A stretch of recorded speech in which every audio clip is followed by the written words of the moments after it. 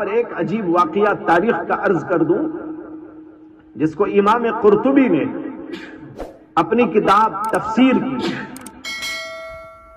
جو تفسیر قرطبی کے نام سے مشہور ہے، اس کے اندر انا نحن نزلنا الذکر وانا لہ لحافظون آیت کے تحت یہ واقعہ ذکر کیا ہے کہ مامون الرشید کے دور میں مامون کے دربار میں ہر سال ایک بہت بڑا سمینار ہوتا تھا، اور اس کے اندر مشائخ، علماء، نحوی لوگ، صرفی لوگ اور شاعر لوگ، منطقی لوگ، فلسفی لوگ، محدثین، مفسرین، فقہاء اعظام، اصولیین، یعنی ہر طبقے کے مائع ناس قسم کے علماء جمع ہوتے تھے۔ نحوی بھی آتے تھے، صرفی بھی آتے تھے، بلاغی بھی آتے تھے، اور مفسرین بھی آتے تھے، محدثین بھی آتے تھے، فقہاء کرام بھی آتے تھے، منطقی اور فلسفی لوگ بھی آتے تھے، اور وہاں پر مذاکرے چلتے تھے کئی دنوں تک۔ محدثین کے مذاکرے، شعراء کے مذاکرے،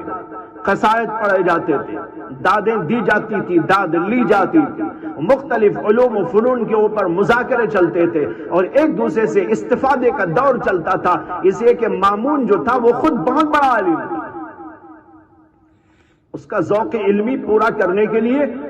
ایسی مجلس ہر سال منعقد ہوتی۔ ایک سال ایک صاحب آئے جو مختلف علوم اور فنون کے ماہر تھے، اور انہوں نے جب اپنا لیکچر پیش کیا اور اپنی باتیں لوگوں کے سامنے کی تو ان کی باتیں بڑی معقول، بہت پسندیدہ، بہت اچھی لگی، اور لوگوں نے ان کی بڑی تعریف کی، اور وہ غیر مسلم تھے۔ جب فراغت پائی ان سے تو لوگوں نے ان سے عرض کیا کہ آپ کے اندر تو بہت بڑا کمال نظر آتا ہے، آپ کی ہر بات بڑی معقول نظر آتی ہے، آپ کے اندر بڑی خوبیاں اور بڑے کمالات موجود ہیں، لیکن ایک بات کی کمی نظر آتی ہے، اور وہ یہ ہے کہ آپ کے پاس اسلام نہیں، اسی آپ اسلام قبول کر لیں۔ لیکن انہوں نے کہا کہ میں نے اس موضوع پر کبھی سنجیدگی سے غور نہیں کیا، اسے میں غور کروں گا، اگر سمجھ میں آ جائے گا تو قبول کر لو۔ لوگوں نے کہا بہت اچھا، لا اکراہ فی الدین،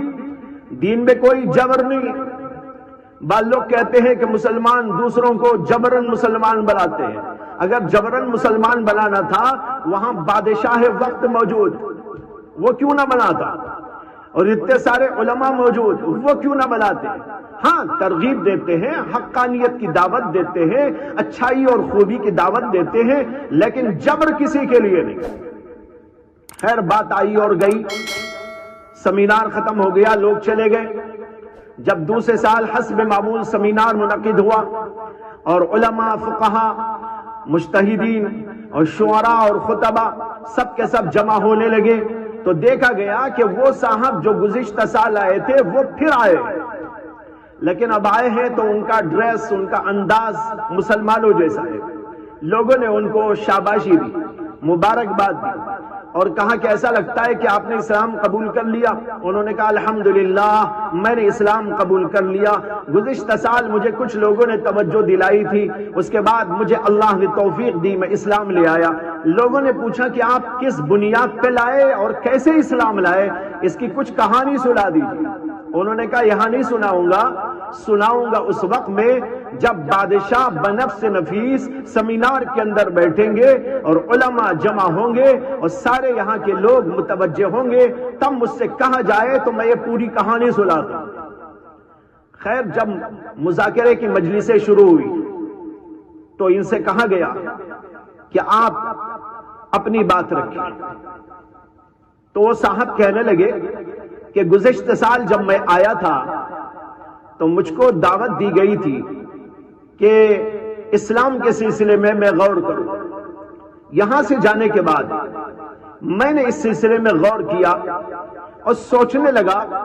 کہ میں کیسا جانچوں کہ یہ اسلام جو اس وقت موجود ہے یہ تمام مذاہب میں سچا مذہب ہے، اس کو جانچنے کے لیے کیا اصول ہونا چاہیے۔ انہوں نے کہا میں بہترین کاتب ہوں، کتابت کرتا ہوں، اور کتابت بھی ایک زبان میں نہیں کئی زبانوں میں کرتا ہوں۔ عربی میں بھی کرتا ہوں، دوسری زبانوں میں بھی کرتا ہوں، تو میرے ذہن میں آیا کہ ان مذاہب کی جو آج موجود ہے دنیا میں، جو سب سے معتبر کتابیں مانی جاتی ہیں، ان کو اپنے ہاتھ سے لکھوں اور اس کے اندر کچھ گڑبڑی کر دوں اور پھر اس کو لے جا کر ان کے علماء کی خدمت میں پیش کروں اور دیکھوں کہ اس کے اوپر کیا ری ایکشن سامنے آتا ہے۔ کہتے ہیں کہ میں نے لوگوں سے معلوم کیا کہ سب سے پرانا مذہب کون سا ہے؟ لوگوں نے کہا یہودیوں کا۔ میں نے پوچھا کہ ان کی کون سی کتاب ہے؟ لوگوں نے بتایا کہ تورات کا جو نسخہ ملتا تھا اس کو میں نے کہیں سے خریدا، وہ پریس کا زمانہ نہیں تھا، ہاتھ سے لکھنے کا زمانہ تھا۔ کہتے ہیں کہ ایک جگہ سے مجھے اس کا نسخہ ملا تو میں لے آیا اور اپنے ہاتھ سے ایک نسخہ تیار کیا، دیکھ دیکھ کر لکھا، بہت حسین، بہت خوبصورت، بہت ہی دیدہ زیب، لیکن اس کے اندر گڑبڑ کر دی، ادھر کی بات ادھر کر دی، ادھر کی ادھر کر ڈالی اور کچھ باتیں نکال ڈالی، کچھ باتیں اپنی طرف سے لکھ ڈالی۔ اس طریقے پر اس کو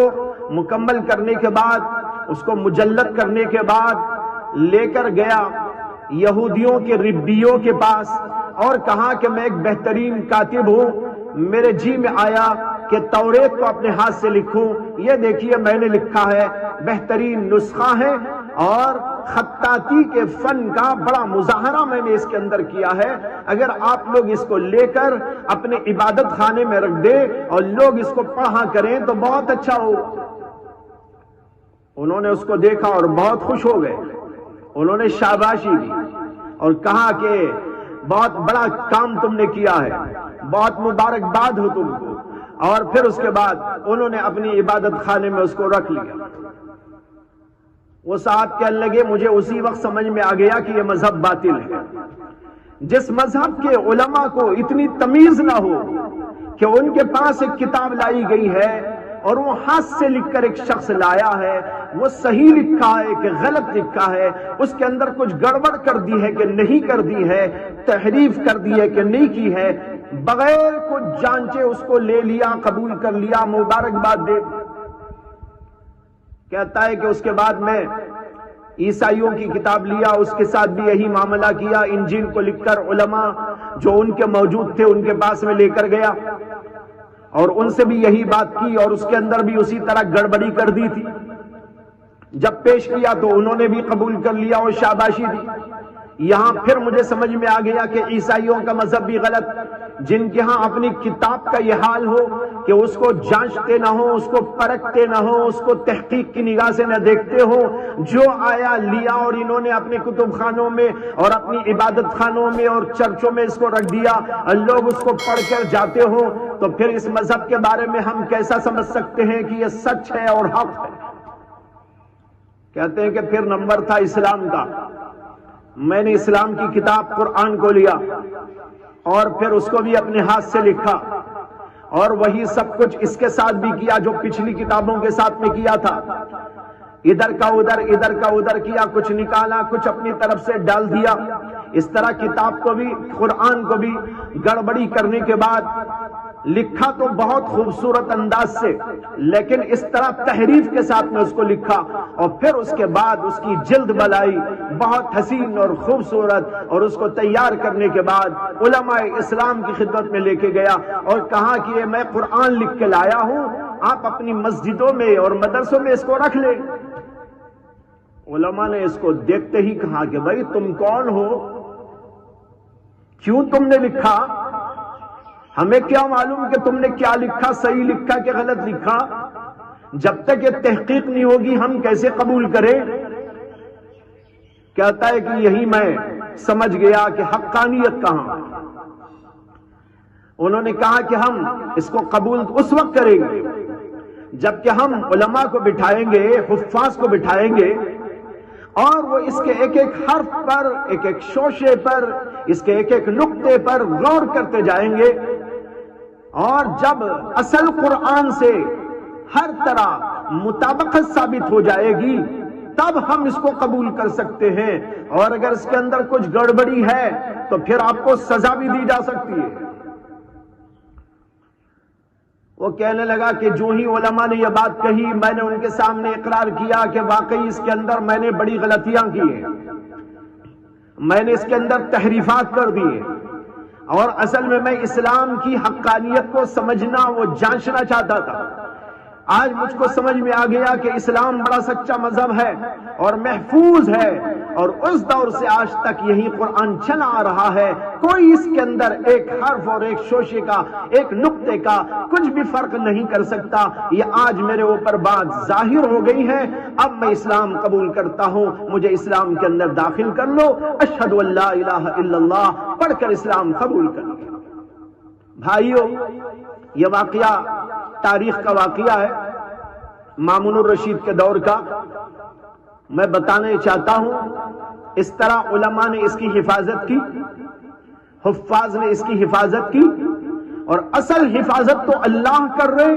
اور اللہ نے علماء کو لگایا ہے اور حفاظ کو لگایا ہے، قراء کرام کو لگایا ہے۔ اس کے اصل الفاظ بھی محفوظ ہیں، اس کی زبان بھی محفوظ ہے، اس کے معانی بھی محفوظ ہیں، اس کے لب و لہجوں کو بھی محفوظ کیا گیا ہے، جس کو حضرات قراء کرام اپنی اپنی قرأت کے اندر لہجے بتاتے ہیں۔ یہ ساری چیزیں قرآن سے متعلق اللہ نے اپنی حفاظت میں رکھی، اور اس طرح یہ حفاظت ہوتے ہوتے آج تک برابر چلا آ رہا ہے۔ اس سے واضح طور پر یہ بات ثابت ہوتی ہے کہ قرآن کریم جو اللہ کے نبی پر نازل ہوا وہ آج تک محفوظ ہے، اس کے اندر شک و شبہ کرنے کی کوئی گنجائش موجود ہے۔ جو لوگ یہ کہتے ہیں کہ کچھ اس میں گڑبڑی ہوئی، وہ بتائے تو کہاں گڑبڑ ہوئی، کون سا نسخہ ان کے پاس میں ہے؟ جھوٹے نسخے نہیں، اصلی بات لا کر دکھائیں۔ لیکن حقیقت یہ ہے، یہ دعوے ہی دعوے ہیں، اس کے اندر کوئی سچائی اور کوئی امانت اور کوئی دیانت، بلکہ اس کے اندر کوئی علمیت بھی موجود نہیں ہے۔ میں نے پوری تاریخ کے حوالے سے آپ کو بتا دیا ہے، کس طرح قرآن نازل ہوا، کس طرح لکھا گیا، اللہ کے نبی نے لکھایا اور سینوں میں محفوظ کرایا۔ اس دور سے لے کر آج تک دونوں طریقوں سے یہ قرآن چلا آ رہا ہے، اور کہیں ایک لفظ کا، ایک حرف کا کسی طرح کا کوئی فرق، اور اس کے اندر کسی بھی قسم کا رد و بدل آپ کو کہیں دکھائی نہیں دے گا۔ یہ اس بات کی واضح دلیل ہے کہ الحمدللہ یہ قرآن وہی قرآن ہے جو اللہ نے محمد رسول اللہ صلی اللہ علیہ وسلم پر نازل فرمایا۔ اس کے اندر کسی قسم کے شک و شبے کی کوئی گنجائش موجود نہیں۔